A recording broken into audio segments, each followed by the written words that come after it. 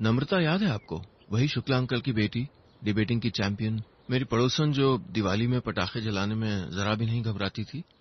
वही नम्रता जिसे बिना जताए मैंने प्यार किया और जो दिवाली के 2 दिन बाद शादी करके याद शहर छोड़ के जा रही थी।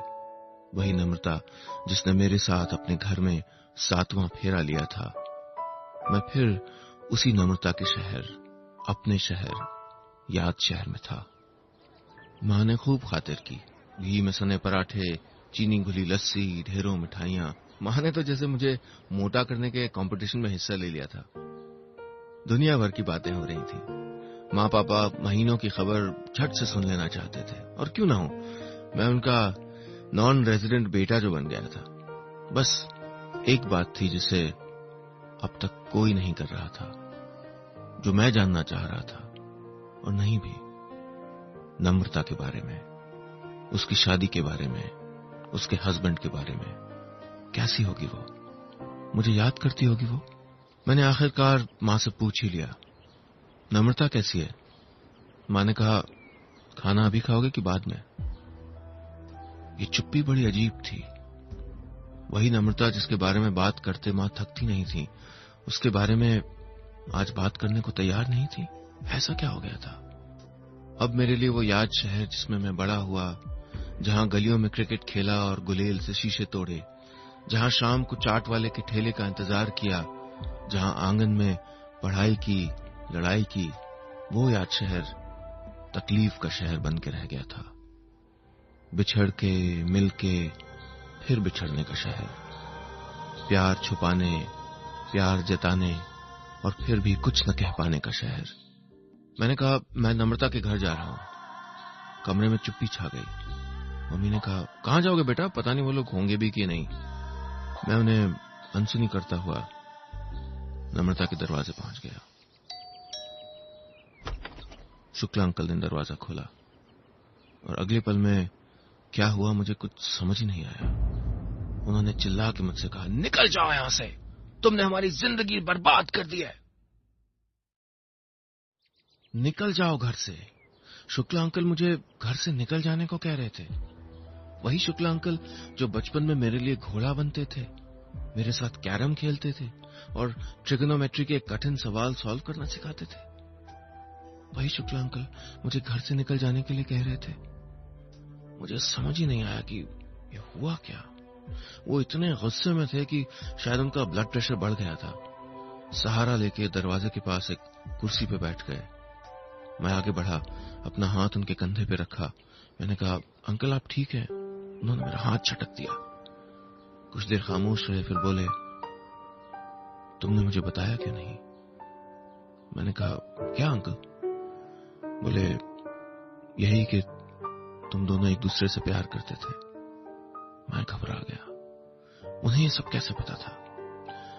शुक्ला अंकल ने ऐसे देखा मुझे कि जैसे बरसों की तकलीफ उसे एक नजर में सिमट आई हो।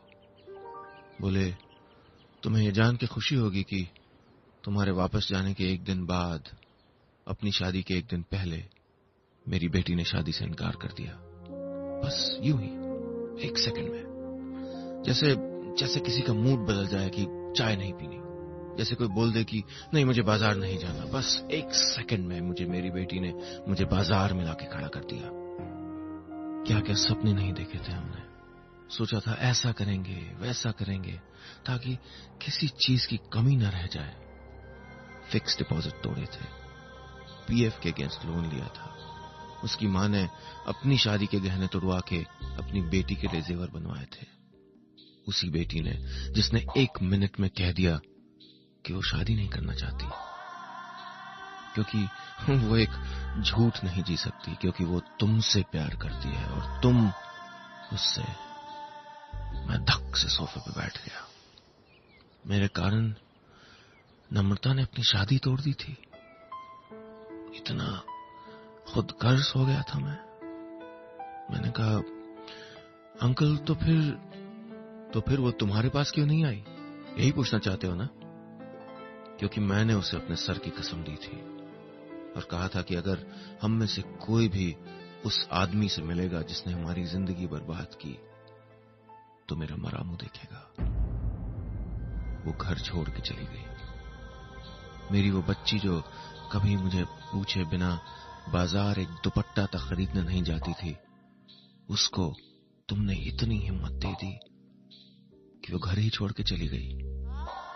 3 महीने में एक बार चिट्ठी भेज देती है कि जिंदा है। ये नहीं जानती कि उसके माँ बाप कब का मर चुके हैं। खेल खेल में हम दिल लगा तो लेते हैं, पर ये समझ नहीं पाते कि इस मुल्क में दिल का खेल सिर्फ 2 लोगों के बीच नहीं होता है। कितनी जिंदगियां जुड़ी रहती हैं इन 2 जिंदगियों से। कॉलेज की कैंटीन में किसी रिश्तेदार की शादी में मिले लड़का लड़की अब कितने चाचाओं, मामाओं, भाभियों को एक साथ जोड़ देते हैं। और जब दिल टूटते हैं तो ये सारे तार उधड़ते चले जाते हैं। नम्रता से प्यार किया था, उससे रिश्ता नहीं बना पाया था, ये मेरी निजी तकलीफ थी। लेकिन वो इस प्यार के कारण इतना बड़ा कदम उठा सकती थी और उसका उसके परिवार पे इतना गहरा असर पड़ सकता था कि मैं सोच भी नहीं सकता था। मैं शर्मिंदगी के एक दलदल में घुसा जा रहा था। कितनी तकलीफ दे दी थी मैंने इस परिवार को। शुक्ला अंकल बैठे रहे वहीं दरवाजे के पास, जैसे कोई हारा हुआ सिपाही अपने दुश्मन को अकेला पाके मारने चला हो, लेकिन फिर निढाल अकेला महसूस करके उसी दुश्मन को अपनी तकलीफ का किस्सा सुनाने लगा हो जिसने वो तकलीफ दी थी। जमीन को देखते हुए बोले, बता देते तुम लोग, खुशी खुशी तुम्हारी शादी कर देता। तुम्हारे पिता और मैं 30 साल के दोस्त हैं। इस रिश्ते से अच्छा कौन सा रिश्ता होता। अब वो मुझे देखते हैं, मिलते हैं, बाकी सारी बातें करते हैं, बस इस बात के सिवा। और वही क्यों, सारा मोहल्ला गुपचुप अपने घरों में अपनी डाइनिंग टेबल पे बैठ के बस यही बात करता है, मेरी खिल्ली उड़ाता है, मुझे बेचारा कहता है। पर कोई ये नहीं पूछता मैं कैसा हूं। जैसे आप किसी से मिल रहे हो जिसके सीने पे बड़ा गहरा खून से सना घाव हो और आप उससे पूछें, आज गर्मी बहुत है ना। मजाक बना के रख दिया यार तुम लोगों ने मेरा।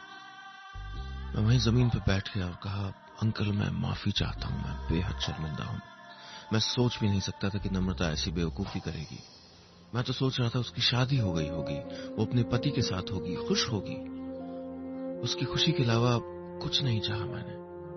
लेकिन अब मैं वापस आ गया हूं। अंकल दिखाइए जरा नम्रता की चिट्ठियां, किस शहर में रहती है वो। चलिए मैं और आप उसको ढूंढ के लाएंगे। मैं इस घर की हंसी फिर वापस लाऊंगा। मैं और शुक्ला अंकल स्टेशन पे थे। मैं उनके और अपने लिए कुल्हड़ में चाय लाया, फिर जाके 2 स्पोर्ट्स की मैगजीन्स। नम्रता ने बताया था मुझे कि उसके पापा क्रिकेट के बड़े शौकीन थे। जरूर सरप्राइज हुए होंगे मेरा ऐसे करने पे, लेकिन दिखाया नहीं। वो अब भी मुझसे थोड़ा उखड़े उखड़े थे, जैसे अपनी खुशियों के कातिल के साथ ही अपनी खुशियां ढूंढने जा रहे हों। मेरे साथ चलने के लिए मान गए थे, यही गनीमत थी। शायद इसके अलावा उनके पास कोई चारा भी नहीं था। 1 घंटे बाद हम अपने 8 घंटे के सफर पर निकल चुके थे। मैं खिड़की के बाहर देख रहा था, शुक्ला अंकल ऊँघ रहे थे। जिंदगी में पहली बार भगवान से मैं प्रार्थना कर रहा था कि वो मिल जाए। ट्रेन हवा को चीरती हुई आगे चली जा रही थी और मैं यादों में तैरता हुआ पीछे। कितनी मुश्किलों के बाद निकल पाए थे हम उस सफर पे। शुक्ला अंकल के गुस्से ने उन्हें आज तक अपनी बेटी से कोई भी नाता नहीं रखने दिया था। 1.5 घंटे मैंने उन्हें समझाया था उस दिन, और फिर 3 घंटे अपने घर वालों को समझाया था। उनको तो कुछ पता ही नहीं था। माँ बहुत रोई, बोली, बेटा नम्रता से अच्छी बहू कहाँ मिलती इस घर को, तूने एक बार कह के तो देखा होता। एक बार कह के तो देखा होता, यही कहा था नम्रता ने मुझसे। गलती मेरी थी।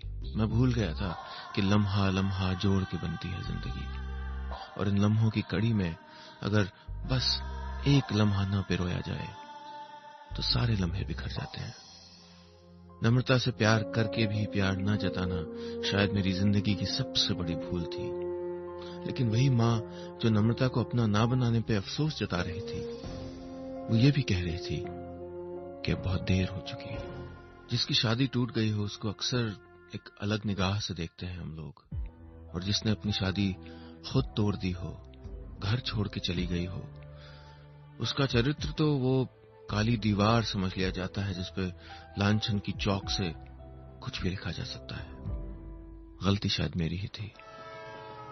कुल्हड़ से चाय की एक चुस्की लेते हुए शुक्ला अंकल बोले, मैंने ही उसे इतना आजाद ख्याल बना दिया था। सच था ये। नम्रता जैसी लड़की मैंने आज तक नहीं देखी थी। दिल की इतनी साफ, अपने दिल की बात मानने वाली।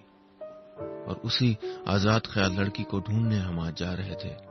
शुक्ला अंकल अपनी बेटी को और मैं अपनी पत्नी को।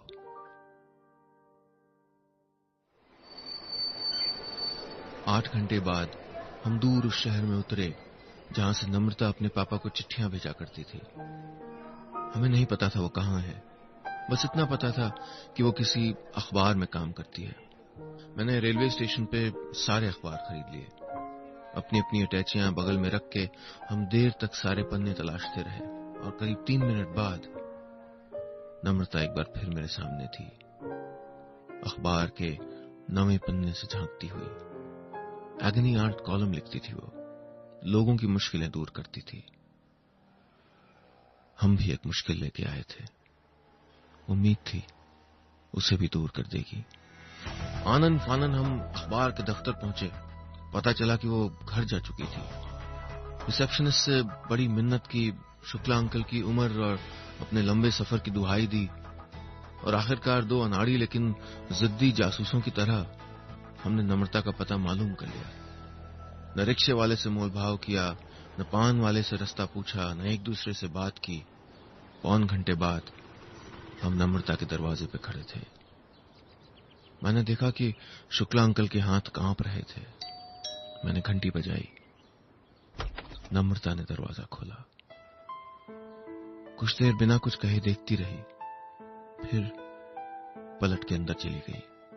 15 मिनट हम सोफे पे बैठे रहे, मेहमानों की तरह। सादा लेकिन खूबसूरत था उसका घर।